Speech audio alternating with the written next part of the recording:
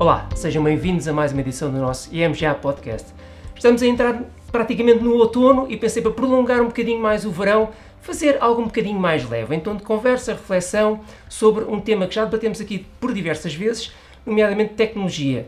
Abordámos sempre o tema de uma forma, como é que nós podemos investir em tecnologia, mas hoje queria pensar um bocadinho como é que a tecnologia pode afetar aquilo que nós fazemos, os nossos mercados, a nossa forma de atuar. Convidei a Marta Martins, minha colega no departamento de multiativos, para esta conversa um bocadinho mais leve do que tem sido habitual. Marta, se calhar começamos pelo tema do momento, inteligência artificial, que me parece se calhar vai dominar muito esta conversa, e algumas das perguntas que eu tenho tido até a alguns amigos é: o que é que vai ser o futuro com a inteligência artificial? Será que o nosso papel enquanto gestores vai deixar de alguma forma de existir e vamos ter as máquinas a funcionar e a gerir os nossos portfólios por nós, ou se calhar vamos arranjar ali um híbrido um bocadinho diferente? Certo. Rui, que obrigada pelo convite, antes de mais. Eu acho que este é um tema bastante pertinente, sobretudo porque estamos agora numa era de fortes transformações tecnológicas e a inteligência artificial é uma delas e, na minha perspectiva, eu acho que a inteligência artificial é uma ferramenta que nos irá ampliar o potencial humano. Mais do que substituição, irá sobretudo ampliar. Obviamente que vai ser disruptivo em determinadas áreas e eventualmente até substituir, mas eu acredito que é sobretudo uma ferramenta que nos irá complementar no nosso dia-a-dia. E nós temos inúmeros exemplos a esse nível. Dito isto, eu acho que também é importante perceber que a inteligência artificial não é uma coisa nova, ou seja, já existe há bastante tempo. No entanto, tivemos nos 2 últimos anos um grande fulgor sobre o tema, sobretudo quando tivemos o lançamento do ChatGPT, que sobretudo veio mostrar a pessoas comuns, por assim dizer, que não têm conhecimento técnico, que não sabem códigos, que coisas é que podem fazer com esta nova tecnologia, e nesse ponto de vista foi, acho que, bastante revolucionário. Uma das bases, ou princípios básicos da inteligência artificial acaba por ser a sua capacidade de aprendizagem, o reconhecimento de padrões e as inferências que consegue fazer. E isto, do ponto de vista de investimentos, é bastante inovador no sentido em que, neste momento, auxilia os investidores na forma como gerem as carteiras, mas também na forma como tomam decisões, porque ao analisar e ao ter a capacidade de analisar grandes volumes de dados de forma quase instantânea e em tempo real, os investidores conseguem reagir muito mais rapidamente a determinados eventos de mercados e tirar partido dessas oportunidades. Ao mesmo tempo, como eu estava a referir, como a inteligência artificial também se baseia no reconhecimento de padrões, consegue ao investidor e a nós como profissionais detectar sinais de compra e venda de determinadas classes de ativos ou até uma empresa individual e, portanto, nesse sentido, dar-nos uma informação muito mais precisa e mitigar até, inclusive, o risco inerente a essas posições de investimento. Além disso, temos também hoje em dia, ligado ao tema de inteligência artificial, a questão do robô advisor, que nesse sentido é também bastante inovador e transformador, na medida em que permite o aconselhamento financeiro, utilizando o perfil de risco, o perfil de investimento dos investidores, e nesse sentido permite aqui a personalização, que é uma coisa bastante importante, e de facto alargar este aconselhamento financeiro a investidores que antigamente não tinham este acesso porque não tinham património suficiente ou não eram sofisticados. Portanto, há aqui um conjunto de alterações que a inteligência artificial já está a introduzir e com grande impacto na nossa área. Sim, concordo perfeitamente. Eu acho que na prática não vai substituir nós enquanto profissionais, enquanto gestores, vai funcionar um bocadinho, pelo menos nesta fase inicial, diria mais ajusante, na informação, como trabalhar essa informação, uma vez que a panóplia de dados com que nós nos deparamos diariamente é gigantesca e, portanto, vai facilitar isso. Por outro lado, na parte da gestão, em última análise, a decisão humana parece que vai ser sempre importante. E nós não nos podemos esquecer que todos estes sistemas algoritmos precisam de inputs que são dados por humanos. Portanto, à partida tem que haver esta complementaridade, diria eu. Sobre o robô advising, já agora um pequeno à parte, que eu tenho acompanhado alguns modelos e a verdade é que Alguns têm cumprido, do que eu tenho acompanhado, como eu dizia, nem todos. E, portanto, se calhar alguns também, porque tentaram abranger um novo segmento de mercado, como tu dizias, se calhar para abranger mais investidores, e se calhar menos bem trabalhados. Sim. E, portanto, na prática há não tem... caminho também a fazer. Também há algum caminho a fazer, também me parece. No âmbito da tecnologia, portanto, alargando um bocadinho mais do que a inteligência artificial, também me parece inevitável falarmos um bocadinho de blockchain. Muitas vezes associado a blockchain temos as criptomoedas, certo, mas são duas coisas, eu diria, com uma relação, mas são duas coisas distintas, apesar de tecnologia. A blockchain é uma tecnologia que me parece que vai estar para ficar e vai ter uma maior profundidade.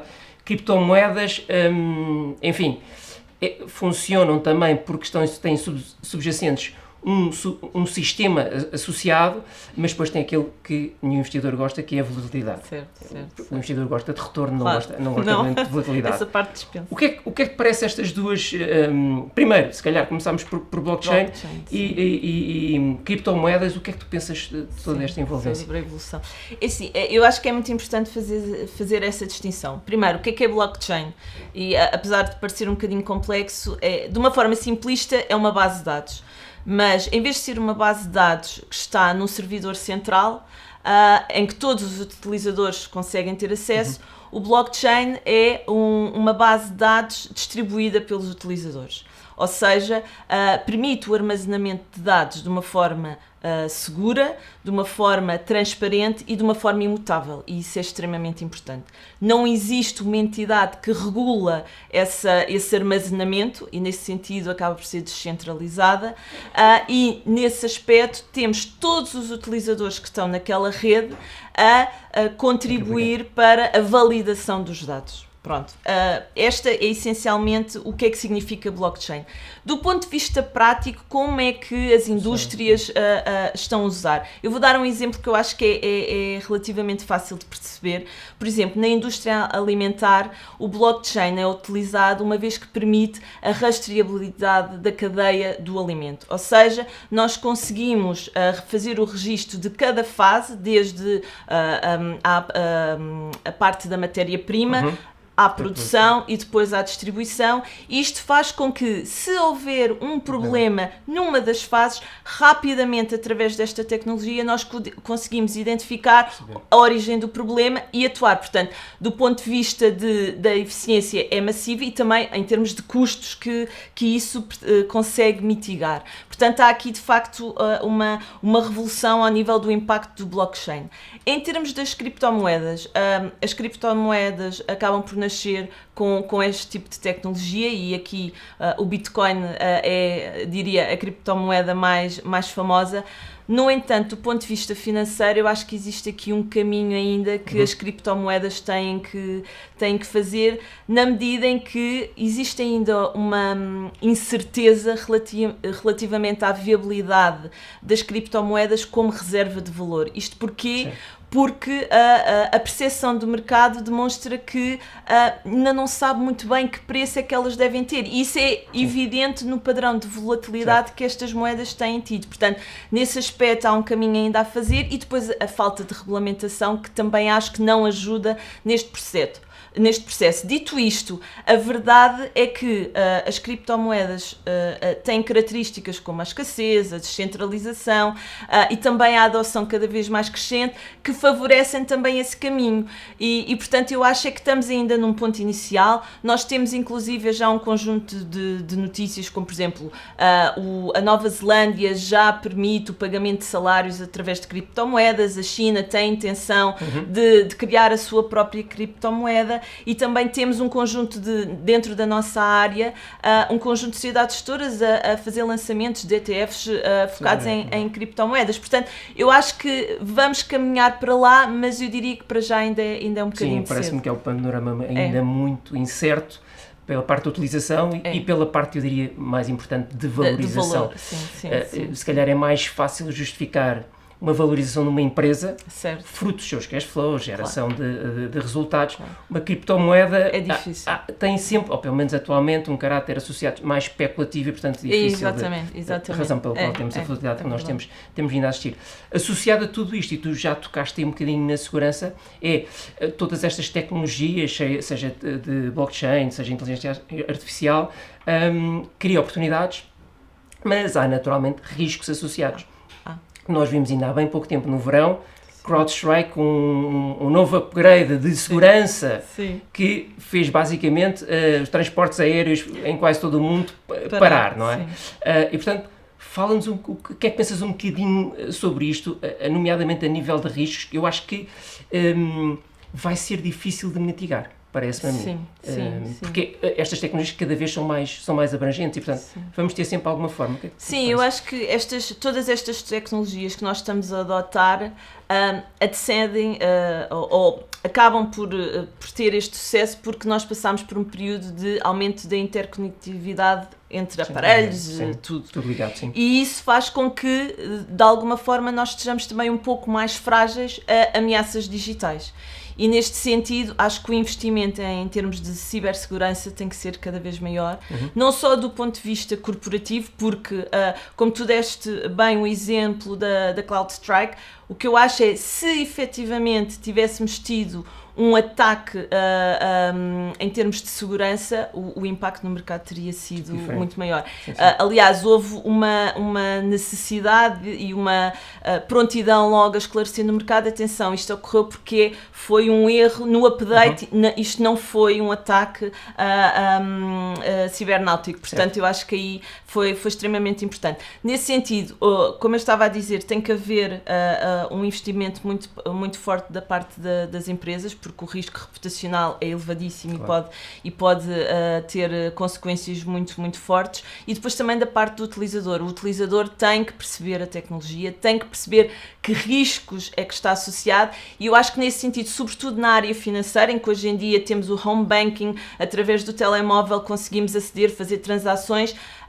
Existem já ferramentas, não só que os bancos estão a adotar, mas também como user as pessoas adotam, que é a autenticação multifator, o facto de termos antivírus nos nossos PCs, ou seja, há todo um conjunto de ferramentas que nós temos que estar a par, e isso exige, quer das empresas, quer da parte do utilizador, um processo constante de aprendizagem.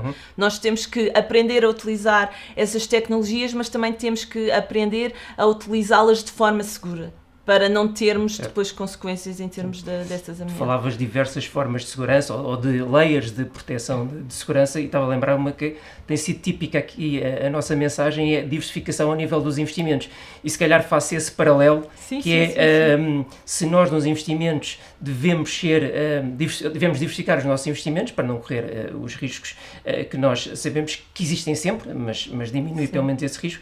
A nível de segurança também parece isso. Mensagem final, se calhar, para os nossos investidores, eu diria o que é que devem acompanhar mais. Eu estava a pensar de alguma forma, um fator extremamente importante é a atualização.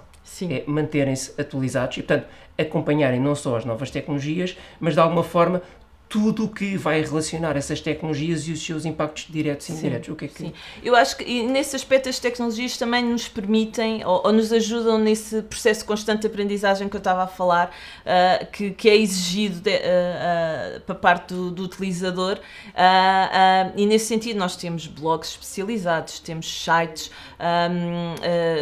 de empresas especializadas relativamente a esses temas, temos um conjunto de notícias, temos inclusive os nossos podcasts que vão dando conta de como é que os investidores se devem posicionar, o que é que eles devem estar atentos. Ou seja, no fundo, as pessoas devem munir-se de um conjunto de fornecedores de informação diferentes, lá está, diversificados, para conseguir aqui e acolá tirar valor e conseguir estar atualizados em termos de a inovação destas tecnologias, mas também das ameaças que elas acarretam do ponto de vista de segurança. Mas acho que, sobretudo, a mensagem é: este tipo de tecnologias, estas transformações são positivas, vamos ter claramente ganhadores e perdedores, mas eu acredito que o salto final é positivo, mas existe da parte de todos um processo constante de aprendizagem e de adaptação a estas tecnologias, porque apresentar só a tecnologia e não conseguir compreender o que é que elas nos poderão trazer de bom, o valor acrescentado,